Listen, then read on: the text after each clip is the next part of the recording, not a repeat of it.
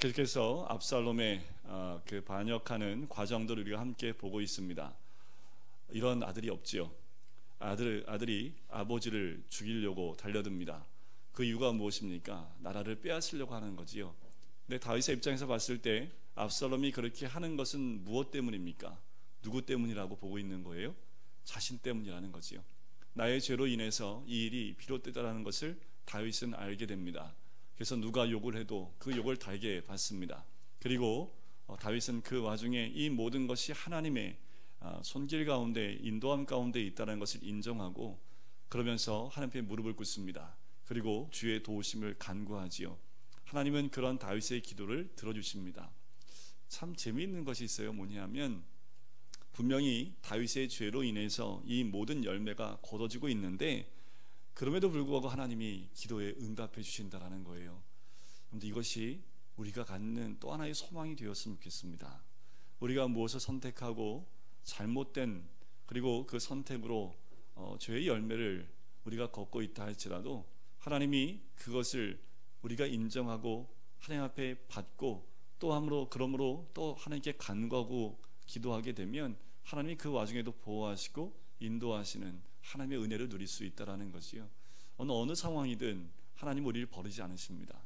어떠한 상황이든 하나님을 우리 놓지 않는다라는 겁니다. 우리가 아무리 큰 죄를 졌다 하더라도 하나님 앞에 무릎 꿇고 회개하고 그 모든 것을 달게 받으며 하나님께 간구하면 우리 주님은 그 기도에 응답해 주신다라는 겁니다. 그런데 이것을 잊지 마시고 우리의 삶 가운데 포기란 없습니다. 우리 삶 가운데 내려놓음은 나 자신에 대한 내려놓음은 있어야 되지만 삶을 내려놓는 것은 우리 삶 가운데 없어야 되지요. 다윗은 그 와중에 쫓기는 가운데에도 기도를 합니다. 아비나답의 그 꾀 가운데 넘어질 수 있도록 그것을 막아달라고 기도를 하지요. 그리고 그 친구 후세의 계략이 오히려 압살롬에게 더 인정을 받게 되는 그 과정을 저번 주에 우리가 함께 보았습니다. 그 기도에 하나님이 응답해 주셨고 그 순간부터 이미 압살롬은 다윗의 그 기도에 이미 끝난 것을 우리는 보게 됩니다. 오늘 본문은 압살롬의 부하들과 다윗의 부하들이 싸우기 위해서 나오는 모습을 보게 돼요. 근데 참 재밌는 부분이 있습니다. 싸움이라는 건 무엇을 의미합니까? 이겨야지요. 근데 다윗이 이 두 압살롬 군대와 다윗의 군대가 싸워서 이기려면 어떻게 하면 이길 수 있습니까? 이때 당시에는 왕을 죽이면 이기는 겁니다. 아무리 병사를 많이 죽였다 하더라도 왕이 살아있으면 아직 진 게 아닙니다. 그러니까 왕만 죽이면 이 전쟁은 끝난 겁니다. 압살롬이 누굴 죽이러 오는 겁니까? 다윗 왕을 죽이러 오는 거지요. 근데 다윗은 누구를 죽이지 말라고 합니까? 압살롬을 죽이지 말라는 거지요. 이거 어떡하라는 거예요? 싸우러 나가는 부하들한테 압살롬을 죽이지 말라고 얘기하니 이 싸우러 나가는 이 군인들이 어떻게 싸워야 됩니까? 마치 그런 것 같아요. 서해에서 북한과 대치하고 있었던 우리 군함 가운데 공격을 받아도 공격을 못하고 결국은 많은 병사들이 죽었던 그때 결국 위에서 맞대응하라고 그리고 공격하라는 그 사인을 주지 못해서 그 공격을 받고 그냥 있었던 우리 한국의 해군의 그 순직한 그들의 모습과 별반 다르지 않다라는 생각이 들기도 합니다. 다윗의 그 요구가 그 명령이 참 맞지 않는 것처럼 보인다라는 거지요. 죽이지 말라는 것은 또 그 상황 가운데 가면 나는 죽어야 되는데 죽이지 말라는 그 사인이 어쩌면 이 군인들한테는 굉장히 어려운 명령이기도 하지요. 그런데 이 어려운 부분을 하나님이 해결해 주시고 있지요. 오늘 본문에 보면 누가 해결한 것이 아닙니다. 하나님이 이 모든 부분을 해결하고 계시는 모습들을 봐요. 하나님이 다윗 편에 힘을 실어주시는 거지요. 압살롬 쪽의 군인들은 어떻게 해서 죽임을 당합니까? 약 2만 명이 죽는데 칼에 죽은 자가 많아요? 숲속에서 죽은 자가 더 많아요? 숲속에서 죽은 자가 많아요. 제가 좀 이따가 왜 죽는지 좀 말씀을 드릴 텐데 이거 하나님의 은혜 아닙니까? 하나님이 도우심이 아닙니까? 압살롬은 나뭇가지에 머리가 걸려서 도망가지도 못하고 어떤 상태예요? 나무에 대롱대롱 매달려서 어떻게 도망가지도 못하는 그 상황 가운데 있다가 요압의 창에 찔려 죽게 됩니다. 인간으로는 풀 수 없는 문제를 하나님이 풀어주시는 거지요. 여러분, 우리 풀려고 하지 마십시오. 우리가 풀려고 하면 더 꼬입니다. 우리가 풀 수 없는 부분들을 풀려고 하다 보면 더 인생의 문제들이 꼬여가는 것을 봐요. 우리 사회에 지금 풀리지 않는 것들이 너무도 많습니다. 시간이 갈수록 문화나 경제나 또는 여러 부분에서 풀리지 않고 점점 어려워지는 이 나라의 형편들을 봅니다. 누가 풀어야 됩니까? 아무리 지혜가 특출한 사람이, 아무리 똑똑한 사람이 이 나라를 끌어간다 하더라도 풀 수가 없어요. 이 모든 부분들을 풀 수 있는 분은 우리 하나님밖에 없는 줄 믿습니다. 하나님께 간구하고 기도하는 가운데 그 기도에 응답하시는 하나님께서 이 모든 지혜로, 하나님의 지혜로 이 어려움을 극복하고 살아남게 하시는 은혜를 허락해 주신 줄 믿습니다. 힘들고 어렵고 문제가 풀리지 않을수록 다윗처럼 하나님께 무릎 꿇는 일이 우리한테 먼저 있어야 된다는 거지요. 그런데 마지막 때 가까울수록 하나님께 무릎 꿇는 사람들이 점점 줄어든다라는 겁니다. 누가복음 말씀에 18장에 보면 의롭지 못한 재판관에게 한 과부가 가서 자기의 이 억울함 풀어달라고 찾아갔던 그 비유 기억나시지요? 그 비유를 하시면서 마지막 때에 너희가 믿음을 보겠느냐라는 그 마지막 한 말씀으로 이 비유가 끝난다라는 겁니다. 하나님께 기도하고 간구하며 나갈 때 그 간구하지도 못하는 믿음이 없는 세대가 마지막 세대가 된다라는 거지요. 우리가 어떤 문제가 있습니까? 묵혀놓으면 안 됩니다. 문제에 눈을 감는다고 문제가 해결되지 않습니다. 다윗은 이 압살롬의 문제에 눈을 감으려고 하지 않습니다. 하지만 다윗이 또 한 번 실수하는 모습을 우리가 오늘 본문에서 또 보게 됩니다. 자, 다윗은 압살롬이 기습하여 공격하려고 준비했던 것을 후세에 의해서 전면전으로 이제 전면적인 공격, 기습으로 공격하는 것이 아니라 싸움을 준비해서 전면적인, 그러니까 다윗의 군대와 이 압살롬의 군대가 한판 전쟁을 벌이는 것으로 이 모든 계획을 바꾸어 버리게 됩니다. 성경에 보면 압살롬은 아마도 자기가 이스라엘 전체 군인을 다 모으면 굉장히 많은 숫자가 모여서 그 숫자로 다윗을 치면 다윗은 당연히 실패하고 질 것이다 라고 생각을 했습니다. 근데 오늘 성경에 보니까 양쪽 군대의 수가 큰 차이가 없는 것 같아요. 성경에도 그 숫자의 차이가 나와 있지 않습니다. 단지 왕의 목숨이 10,000명보다 더 중요합니다 라고 말하는 거 보면 다윗이 한 10,000명 이상은 된 것 같아요. 그런데 지금 압살롬 쪽은 몇 명일까요? 죽은 것만 20,000명이니까 20,000명 플러스 알파겠지요, 그죠? 아마도 숫자상으로 보면 다윗이 조금 불리했을지 모르지만 그렇게 큰 차이가 나지 않은 전쟁이었습니다. 압살롬이 상상하고 기대했던 것은 전쟁에 딱 나가면 이스라엘 백성이 자기 편으로 다 들어올 줄 알았습니다.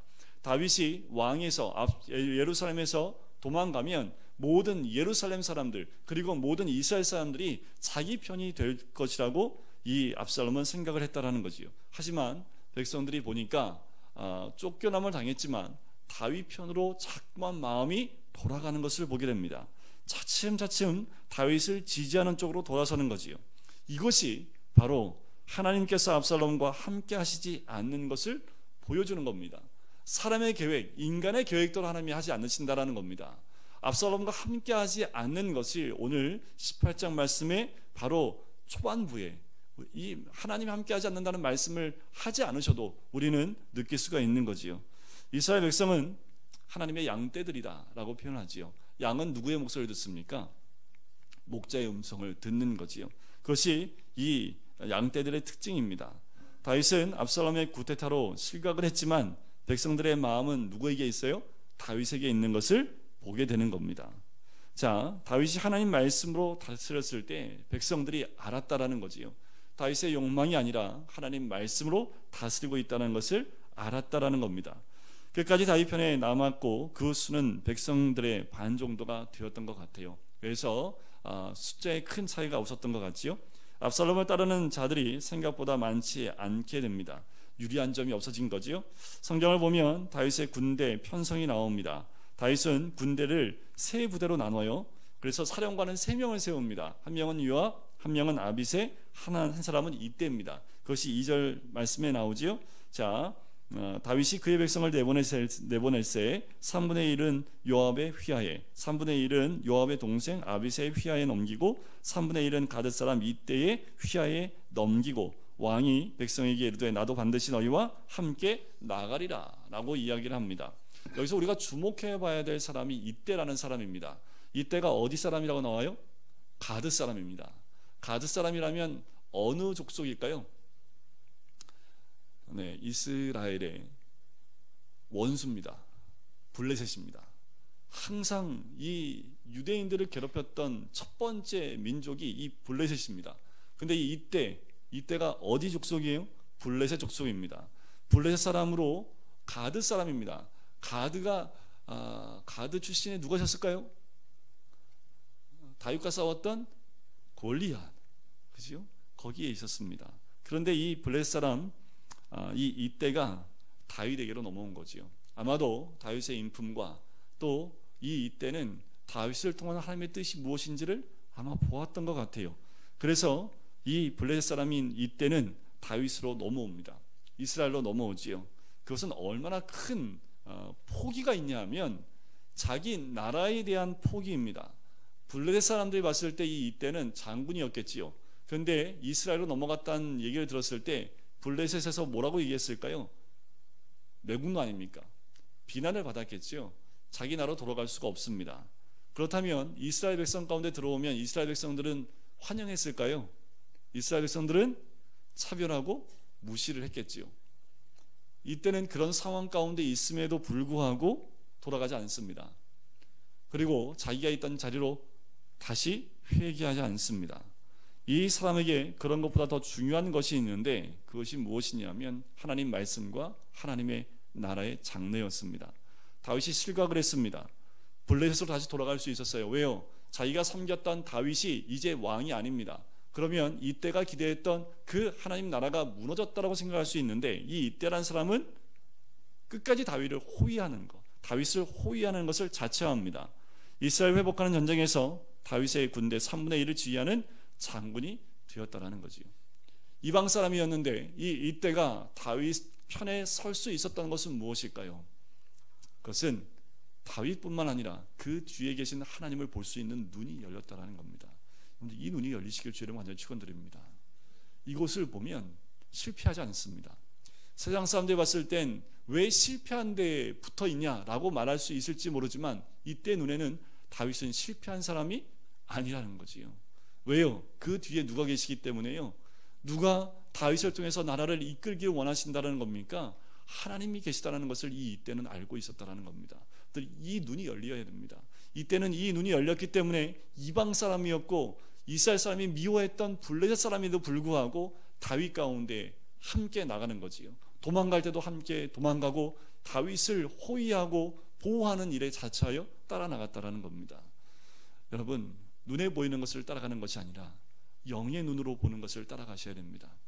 이 세상은 눈에 보이기 좋은 것, 욕심을 따라갈지 모르지만 우리 믿는 사람들은 영의 눈이 열려서 하나님을 바라보고 하나님을 따라가야 될 줄 믿습니다. 자, 이들이 하나님을 따라 나갔을 때 다윗은 참 대단한 사람입니다. 다윗이 장군 3명을 세우는데 그 중에 1명을 누굴 세웠다고요? 이때를 세웠다고요. 이방 사람이었고 블레셋 사람입니다. 이렇게 이방 사람, 그것도 유대인의 원수였던 사람을 그 대장군 3명 중에 1명으로 세운다는 것 결코 쉬운 일 아닙니다. 그죠? 다윗은 일단 장군을 세우는데 어떤 걸 보지 않을까요? 출신이나 신분을 따르지 않습니다. 그 말은 뭐예요? 학연지연에 전혀 관계없이 어떻게 뽑는 거예요? 그의 믿음을 보고 기용을 하는 겁니다. 그의 상황을 보고 능력을 보고 또 하나님이 함께 하시는 그의 믿음을 보고 다윗은 그를 선택한다라는 거지요. 다윗다워요.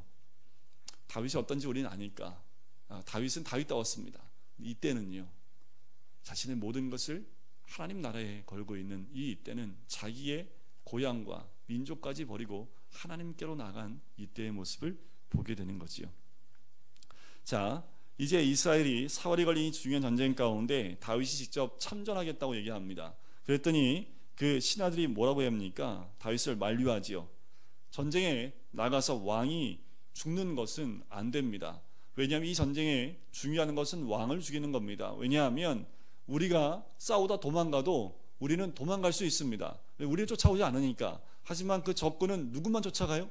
왕만 쫓아갈 겁니다. 그러니까 왕이 전쟁터에 나오면 왕은 백발백중 모든 것에 목표가 되어지고 초점이 되기 때문에 오시면 위험합니다. 나오지 마세요.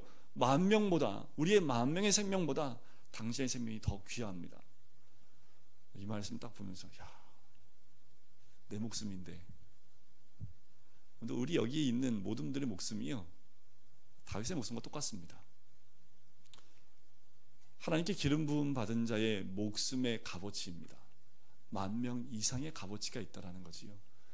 오늘 금요일에 나오신 우리 모든 성도님들, 하나님 앞에서 왕 같은 제사장인 줄 믿습니다. 하나님께 기름 부음 받은 하나님의 왕 같은 제사장인 우리들의 생명이 다윗과 같습니다. 하나님이 우리를 그렇게 보아주신다라는 거지요. 아멘 하실 줄 알았는데 우리의 생명이요, 하나님이 그렇게 귀하게 생각하신다고요. 근데 안 믿겨지십니까? 근데 이런 상황 한번 와야지 믿어지시겠어요? 이런 상황이 안 오는 게 낫지 않습니까? 그지요? 이런 상황이 안 와도 그런 믿음이 있으면 되지요. 자, 이 백성들은 다윗을 그렇게 중요하게 생각을 합니다. 여러분들, 단지 한 대여섯 장만 앞에 가면 암몬과의 전쟁 가운데서 다윗이 어떻게 했습니까? 전쟁에 안 나갔지요. 그지요? 근데 오늘은요, 전쟁에 나가고 싶은데 백성들이 말려요. 상황이 달라집니다. 그지요? 처음에 나가지 않았었던 그때는 자기의 정욕으로 넘어졌지만 지금 이때는 백성들의 만류로 나가지 않는 것을 선택하게 됩니다. 다윗의 생명을 이렇게 아끼는 것은 다윗 때문이만이 아니지요. 다윗을 통해서 세워질 하나님의 나라를 지키기 위해서입니다.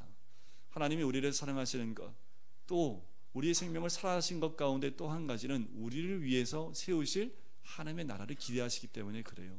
우리 한 사람 한 사람이 있는 그 자리가 하나님의 나라가 될 줄 믿습니다. 우리가 있는 그 자리에서 하나님은 하나님의 나라를 세워나가기를 원하신다라는 거지요. 그것이 이곳이고요, 내가 살고 있는 가정이고요, 내가 일하는 일터가 그렇게 하나님 나라로 세워지게끔 우리를 쓰시기 때문에 하나님은 우리를 그냥 경홀히 보지 아니하시고 우리를 귀한 사람으로 보아주신다라는 겁니다.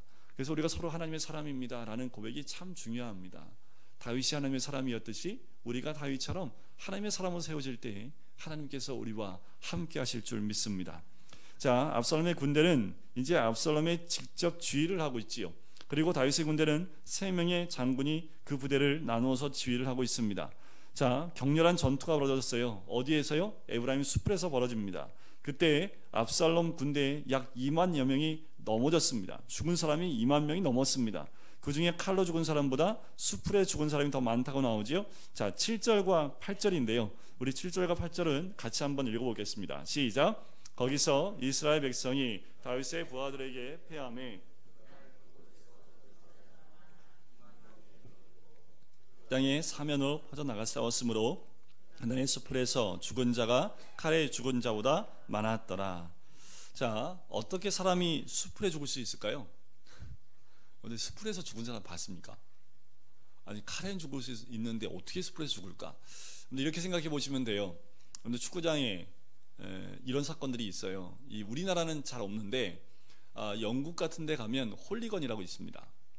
막 이게 그 중국 축구를 응원하는데 뭐 우통 다 벗고 응원하는 애들이 있죠. 근데 막 하다가 자기 편이 지면 어떡합니까? 열 받으면 막 어떻게 합니까? 그 상대편 응원하는 대로 막 몰려가지요. 그래서 막 몸으로 밀려서 서로 밀고 당기고 하다가 어떻게 됩니까? 몇 명 죽지요. 어떻게 죽나요? 싸워서 죽어요? 깔려 죽어요? 깔려 죽는 거예요. 지금 이 수풀에 어마무지하는 사람이 아마 처음 싸웠을 때는 아마도 그랬을 것 같아요. 다윗 군대에 의해서 처음엔 잘 싸우다가 아마 밀렸던 것 같아요. 그러니까 처음에는 의기양양하게 싸웠다가 점점 밀리니까 어떻게 해요? 도망가기 시작하겠죠. 도망가다가 수풀에 갔는데 도망가는 와중에 앞에서 넘어지니까 넘어진과 동시에 어떻게 될까요? 계속 넘어지는 거지. 이게 이제 곳곳에서 일어나게 되니까 칼에 죽은 자보다는 아마도 수풀에 넘어져서 깔려 죽은 사람이 더 많지 않았을까라고 학자들이 보고 있습니다. 한번 싸움도 제대로 하지 못한 상태에서 지고 있는 모습을 보게 되는 거지요. 도대체 무엇이 압살롬의 군대를 무너뜨렸을까요? 이것은 결국 하나님이 다윗에게 힘을 실어 주었기 때문에 가능했다라는 거지요. 그리고 수풀에 들어왔던 압살롬 또한 나뭇가지에 머리털이 걸리는 바람에 힘도 제대로 써보지 못하고 죽임을 당하는 모습을 우리가 말씀을 통해서 보게 됩니다. 하나님이 다윗과 함께하기 때문에 그 군대에도 함께하시는 모습을 봐요. 아무튼 하나님의 사람이 하나님이 함께하시면 그 함께하시는 역사가 그 삶 속에서 드러납니다. 어둠의 영이 그 사람을 넘보지 못해요. 그리고 넘어뜨리지 못합니다. 우리는 늘 하나님 편에 속해 있어야 되지요. 때로는 내 옆에 있는 사람이 더 하나님 사람다워요? 그분 옆에 붙어 있으면 됩니다. 이때처럼. 그러면 그분에게 역사하시는 하나님의 은혜를 함께 누릴 수 있는 거지요. 신약에 보면 사도행전에 보면요, 사도 바울과 함께 다니는 사람들이 있습니다. 사도 바울은 성령에 충만한 사람이잖아요, 그죠? 그래서 사도 바울이 함께 다니는데 함께 붙어 다니는 사람들은 성경에 항상 같이 나옵니다. 그런데 헤어지면 나와요, 안 나와요? 안 나와요. 대표적으로 바나바가 그렇습니다.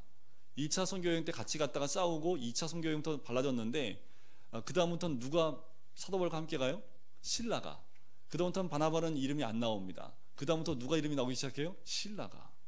그러니까 여러분들 주변에 하나님의 사람, 이 사람 정말 하나님이 함께하는 사람이면 무조건 붙으셔야 됩니다. 그러면 어떻게 해요? 은혜의 떡고물이 떨어지거든요. 하나님이 함께 하시기 때문에 그 주변에 함께 있을 때의 하나님의 역사에 함께 동행할 수 있다는 겁니다. 여기 있는 군인들을 보세요. 하나님 편에 서 있고 다윗 편에 서니까 어떻게 해요? 칼싸움 몇 번 안 했는데 이미 전쟁 끝나버린 거 아닙니까? 우리가 어느 편에 서 있느냐가 중요합니다. 이 땅 가운데 있을 때에도요, 우리를 넘어뜨리려고 하는 사단이 우는 사자와 같이 우리를 잡으려고 쫓아오지요. 하지만 우리는 그 우는 사자와 같이 쫓아오는 그들에게 먹잇감이 되지 않습니다. 왜요? 우리는 하나님 편에 서 있기 때문에 그렇습니다.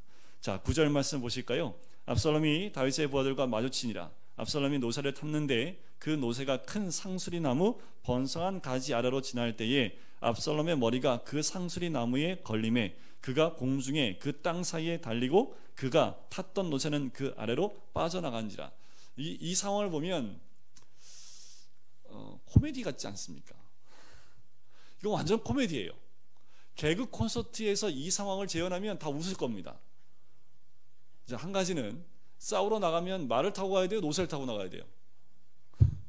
싸우러 나가는데 노새를 타고 나가는 것도 재밌는데, 여러분들 싸우러 전쟁터에 나가면 뭘 입습니까? 갑옷 입지요. 갑옷 입으면 머리에 뭘 써야 돼요? 근데 지금 툭을 썼어요, 안 썼어요? 이것도 재미있는 거예요, 지금. 자, 여기서 압살롬의 그 오만함, 교만함, 그리고 보이기 원하는 그 욕망함이 이 압살롬으로 하여금 죽음에 이르게 한다라는 겁니다. 우리가 한 가지 꼭 기억해야 될 부분이 여기에 있습니다. 참 묘한 상황이 벌어진 건데요, 그가 자랑하던 머리털이 나뭇가지에 걸리게 됩니다. 그 나뭇가지에 걸려서 땅에 발이 닿았다면 어떻게든 벗어났을 텐데 안 닿아요. 그러니까 어떻게 해요? 공중에 매달리는데 방법이 없는 거예요. 방법이 왜 없어요? 어떻게 하면 돼요? 그죠? 머리카락 자르면 되잖아요, 그죠? 근데 머리카락을 차마 못 자르는 거죠. 왜 못 잘랐을까요? 이 머리카락이 압살롬이거든요. 자기한테는 이 머리카락이 자기예요. 그럼 머리카락이 자르면요, 자기 죽는 거와 마찬가지지요. 놓지 못하는 겁니다. 분명히 이 상태로 있으면 죽을 걸 뻔히 알면서도 놓지를 못하는 거지요. 어쩌면 우리들의 내면의 모습이 이런 모습이 있지 않은가라는 생각을 해보게 됩니다. 이 모습을 보고 한 군사가 와서 요압에게 대화하는 장면이 또 나오지요. 사람들에게 보여주려는 그 모습, 아마도 노새를 탔다는 것도 마찬가지였을 거고요, 머리에 투구를 쓰지 않는 것도 아마도 자신의 욕망 가운데서 사람들에게 자신의 모습을 드러내서 봐라, 내가 압살롬이다 라는 것을 많은 사람들에게 아름다움으로 전쟁터에서 보이기 원했다는 것이 아니었을까. 전쟁터는 싸워야 되는데 자신의 아름다움을 보이려고 했다는 것 자체가 말이 안 됩니다. 근데 압살롬은 자신의 욕망을 그렇게 모습으로 드러냈던 사람이라는 거지요. 왜 하필이면 압살롬의 머리가 나뭇가지에 걸려 죽게 되었는지 우리는 생각해 보실 필요가 있습니다. 이미 하나님이 압살롬을 버리셨다는 거지요. 버릴 수밖에 없지요. 하나님이 압살롬을 버리시니까 전혀 생각지도 않은 방법으로 압살롬이 죽임을 당하는 모습을 보게 되는 겁니다. 여러분들, 싸울 때는 갑옷을 입고 투구를 꼭 쓰셔야 됩니다. 아시겠지요? 여러분들, 영적 전쟁 나오는데 여러분들 구원의 투구 안 쓰고 나가면 백발백중 머리로 공격이 들어와요. 에베소 6장에 나오는 전신갑주를 입으라 라는 것에는 모든 것을 갖추게 되어져 있습니다. 여러분들, 모든 것을 입고 나가야 돼요. 좀 다른 적용일 수 있지만 우리가 평상시에 영적 전쟁에서 놓치지 말아야 될 많은 갑옷들을 우리가 벗어놓고 살지 말자라는 겁니다. 그런데 이 압살롬은 그것을 벗어나요. 왜요? 자신의 아름다움을 드러내고 싶은 거죠. 그 욕망이 그것을 넘어서 버리니까 머리에 투구를 안 쓰고 그 머리를, 그런 거 있죠. 여러분들 선전에 보면 이게 샴푸 선전 보면 막 그 여자분들이 막 뛰어가면 향기가 막 뒤에 이렇게 머리가 확 찰랑하면서, 저만 상상이 돼요 지금? 네, 이렇게 상상이 되시잖아요, 그죠? 아마도 전쟁에서 막 옆에서 막 피 튀고 싸우고 있는데 압살롬은 뭐 한 거예요? 샤라랄라 하면서 혼자 막 이렇게 노새 타고 노는 모습, 이 모습 아닙니까? 말이 안 되지요. 결국 자신의 그 욕망 가운데 죽임을 당하는 이 압살롬의 모습을 봅니다. 성경에 보면 나무에 달린 자마다 어떤 사람이라고 나옵니까? 신명기 24장에 보면 하나님께 저주받은 자로 나옵니다. 결국 하나님께 저주받은 자의 모습으로 압살롬은 마지막 생을 마감하게 됩니다. 한 가지 더 아쉬운 게 있어요. 뭐냐 하면 여러분들 꼭 잊지 말아야 될 것이 이것인데요. 압살롬이 대롱대롱 매달렸을 때 회개했다면 어땠을까요? 아마도 하나님이 압살롬을 전장터에서 화살에 바로 맞아 직사하거나 칼에 맞아 바로 죽지 않고 머리가 걸리게 하셨다는 것은 하나님이 그를 깨우치려는 하나님의 의도가 아니었을까라는 거예요. 자신이 가장 자랑하는 것 때문에 자기가 걸려 넘어져 있다면 그것을 보고 우리가 회개하고, 하나님, 나의 잘못을 회개합니다, 내 죄를 회개합니다라고 만약에 회개했다면 하나님이 그의 생명을 다윗의 그 명령으로 보존시켜 주지 않았을까라는 겁니다. 그런데요, 우리도 똑같아요. 뭐냐 하면 내가 자랑하는 것을 내가 삶 가운데서 그것 때문에 넘어지면요, 우리는 그것이 너무 아까워서 그걸 붙들고 있지 놓지 못한다라는 겁니다. 우리도 별반 다르지 않지요. 그런데 그 순간에 그것 때문에 내가 넘어지면 회개하는 것보다 우리도 원망하거나 회개하려는 마음이 내 마음 가운데 들지 않을 때가 많다라는 거예요. 여러분들, 가장 소중하게 생각하는 그것 때문에 내가 넘어졌다면 그 순간 그것은 하나님의 사인입니다. 하나님께 무릎 꿇으라는 사인이고 회개하라는 사인이지요. 그런데 상실이 큰 만큼 우리 마음 가운데 회개가 잘 일어나지 않아요. 내가 기대한 것이 큰 만큼 그것이 한순간 무너지면 그것 때문에 내 마음이 무너지고 삶이 무너지고 모든 것을 포기해버리는 것으로 나가는 것이 우리 인간들의 마음입니다. 그럴 때 우리가 꼭 기억해야 될 것은 하나님이 하신 것을 인정하고 받아들일 때 하나님 앞에 회개함으로 다시 일어설 수 있는 기회가 우리에게 주어진다라는 거지요. 이미 오래전에 하나님은 압살롬을 버리셨습니다. 언제요? 암논을 죽인 그 순간부터. 또 회개할 기회를 주었지만 회개하지 않고 그 아버지의 왕위를 빼앗으려고 그가 구테타를 일으켰고, 또한 천륜 가운데 악한 죄를 짓지요. 아버지의 후궁 10명을 겁탈하는 것으로 그는 용서받을 수 없는 짓을 합니다. 우리가 또 한 가지 생각해 볼 필요가 있습니다. 뭐냐면 그럼에도 불구하고 다윗은 이 압살롬을 죽이지 않으려고 하지요. 그를 살려주려고 합니다. 그런데 모든 사람이 이 다윗의 명령에 따르지만 누구는 안 따라요? 요압은 안 따라요. 나중에 기회가 되면 이 요압을 좀 분석해 보려고 합니다. 요압은 왜 다윗에게 붙어 있을까? 이때하고 좀 목적이 달라요. 그래서 여러분들 이제 매장 갈 때 언제 한번 제가 이 요압 가지고만 한번 말씀을 드릴 텐데, 짧게라도 말씀을 드릴 텐데, 요압이 다윗 편에 붙어 있지만 다윗에게 좀 심하게 말하면 다윗에게 암 같은 존재입니다. 그런데 다윗이 이 요압을 버리질 못해요. 이 관계 가운데서 요압이 이 순간부터, 아마도 언제부터냐 하면 밧세바의 남편인 우리아를 죽이라고 다윗이 명령한 그 순간부터 상황이 뒤바뀝니다. 오히려 요압이 다윗을 가지고 노는 모습을 보게 돼요. 아무리 다윗이 명령을 해도요, 요압은 자기 멋대로 행동을 합니다. 자, 성경은 압살롬의 죽음에 대해서 두 가지로 말씀을 해요. 하나는 다윗의 부하들이 압살롬의 시체를 숲을 가운데 있는 구덩이에 던지고 돌을 던져서 큰 돌무더기로 만들어 버리죠. 자, 그렇게 합니다. 이것은 어떤 거하고 똑같냐 하면 여호수아서에 보면 아간 아시지요? 아간이 죽을 때 어떻게 죽습니까? 돌에 맞아 죽으면서 돌 무더기를 쌓아버립니다. 지금 이 압살롬을 죽이고 난 다음에 돌 무더기를 쌓았다는 것은 무엇을 의미하냐 하면 압살롬의 욕심이 온 이스라엘을 고통스럽게 했다는 뜻을 나타내고 있는 거죠. 결국 압살롬은 자기의 돌 무더기를 만들어요. 그런데요, 오늘 말씀해 보면 더 재밌는 말씀이 있어요. 압살롬이 뭘 만들었냐 하면 비석을 만들었다라는 말씀이 있습니다. 비석을 만들어서요, 예루살렘 근처에 그 비석을 만들었다는 말씀이 있습니다. 어디에 말씀일까요? 우리 18절 말씀 한번 보실까요? 18절 말씀을 같이 한번 읽어보겠습니다. 시작. 압살롬이 살았을 때에 자기를 위하여 한 비석을 마련하여 세웠으니 이는 그가 자기 이름을 전할 아들이 내게 없다고 말하였음이더라. 그러므로 자기 이름을 기념하여 그 비석에 이름을 붙였으며 그 비석에 왕의 골짜기에 있고 이제까지 그것을 압살롬의 기념비라 일컫더라. 왜 만들었을까요? 아들이 있었다고 전해지는데 성경에도 기록되어 있는데 아마도 이 아들들이 먼저 죽었던 것 같아요. 자, 뭐냐 하면 이때 당시에 아들이 있다는 것은 무엇을 의미하냐면 아버지의 이름을 잇는다라는 의미가 있습니다. 그러니까 아들이 없다라는 것은 무엇을 의미하냐면 아버지의 대가 끊겼다라는 거지요. 아버지의 이름이 끊겼다라는 의미가 있기 때문에 이 압살롬에게는 자기의 이름을 후대에 남길 수 있는 방법이 없는 겁니다. 그래서 뭘 세우는 거예요? 기념비를 세우는 거예요.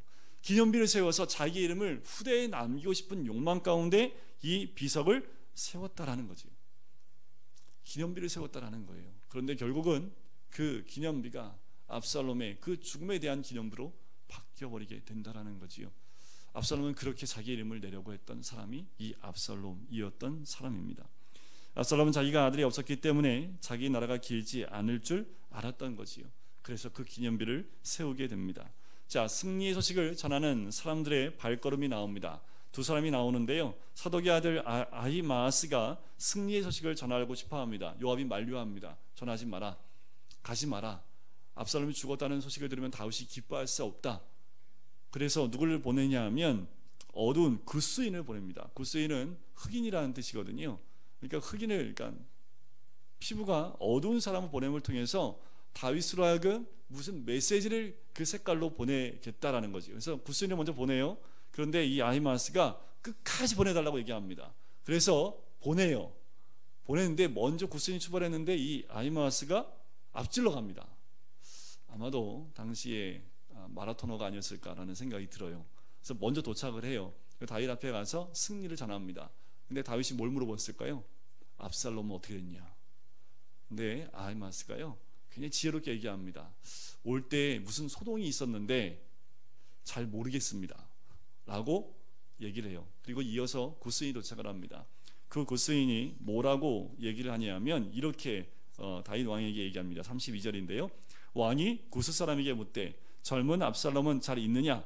구스 사람이 대답하되 내 주 왕의 원수와 일어나서 왕을 대적하는 자들은 다 청년과 같이 되기를 원하나이다 라고 얘기합니다. 그 말은 뭐예요? 죽었다라는 거지요. 다윗이 슬퍼합니다. 얼마나 슬퍼합니까?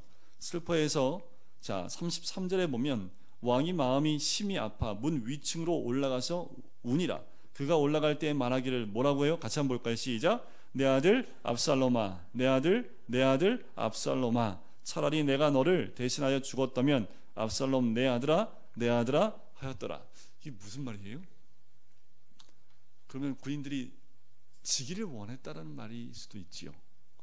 이것이 이제 아버지의 마음인데 아마도 압살롬이 살아있으면 그의 생명을 보존해주고 아마도 이러지 않았을까요?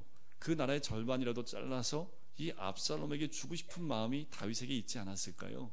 이것이 부성인데 그런데 다윗이 여기서 한 가지 나이가 좀 들었기 때문에 판단력이 흐려지지 않았을까라는 생각이 들어요. 뭐냐면 이 이스라엘 나라는 누구 나라입니까? 다윗의 나라입니까? 하나님 나라입니까? 하나님의 나라지요. 다윗이 이 부분을 놓친 거지요. 이것 때문에 이제 19장에 가면 요압한테 혼납니다. 요압이 혼을 내요. 그 장면이 나옵니다. 다윗의 한 가지 실수가 그 자식에 대한 부분에서 다윗이 크게 실수하는 모습들을 봐요. 오늘도 기독신문을 이렇게 보면서 큰 교회 목사님들이 그 자식에게 교회를 물려주는 것에 대한 부분에 대해서 세미나가 열리더라고요. 이런 얘기가 있어요. 어떤 목사님이 자식에게 교회를 물려줬어요. 근데 그 교회가 어떤 교회인지 아십니까? 시골에 성도가 딱 7명이 있는 교회인데 7명 다 어르신들만, 시골에 어르신들밖에 없잖아요. 근데 아들이 목사가 됐는데 그 교회를 이을 사람이 없는 거예요. 그래서 이 아들이 그 교회에 부임하게 됩니다. 근데 이 목사님이 하나의 마음 가운데 이것도 아버지의 교회를 잇는 거 아닌가라는 그런 마음의 답답함을 요즘 시대에 갖고 있다라는 그 고백을 또 하게 되고, 이렇게 작은 교회를 이어서 성도 숫자도 없고 정말 아무도 오지 않는 그 교회를 오히려 그 아들 목사님이 모든 것을 포기하고 그 교회로 들어가는 그런 상황들이 있거든요. 이것은 어떤 것으로 봐야 될까? 여러 가지 이야기가 있습니다. 하지만 우리가 꼭 기억해야 될 것은 하나님의 나라는 아버지와 아들 관계에서 주는 게 아니지요. 그것은 하나님의 나라이기 때문에 하나님 뜻대로 가야 되는데, 때로는 그 잘못된 아버지의 사랑 때문에 그 자식에게 넘기지 말아야 될 것을 이렇게 넘기는 잘못을 범할 수 있다라는 거지요. 세상은요, 이렇게 시골 교회를 아버지의 대를 이어서 하는 것에 대한 부분은 전혀 얘기하지 않습니다. 큰 교회 몇 교회만 이야기를 하지요. 우리 믿는 사람들도 그 교회를 보면서 동일하게 저도 옳지 않다라고 얘기를 합니다. 하지만 전국의 많은 교회 가운데 이렇게 자립하지 못하고 어려운 교회를 이어서 목회를 이어가는 목사님들도 있다라는 거지요. 우리가 하나님 나라를 보았을 때 우리가 살고 있는 이 땅이 내 땅이 아니라 하나님의 땅이라는 그런 생각과 마음을 가지고 우리가 나아갈 때 흔들리지 않는 주의 나라를 세우게 될 줄 믿습니다. 오늘도 주님과 동행하시고, 오늘도 하나님이 함께하는 사람은 하나님께서 승리케 하시고 지는 것이 아니라 도우심 가운데 나가게 될 줄 믿습니다. 우리 같이 찬양 드렸으면 좋겠는데요.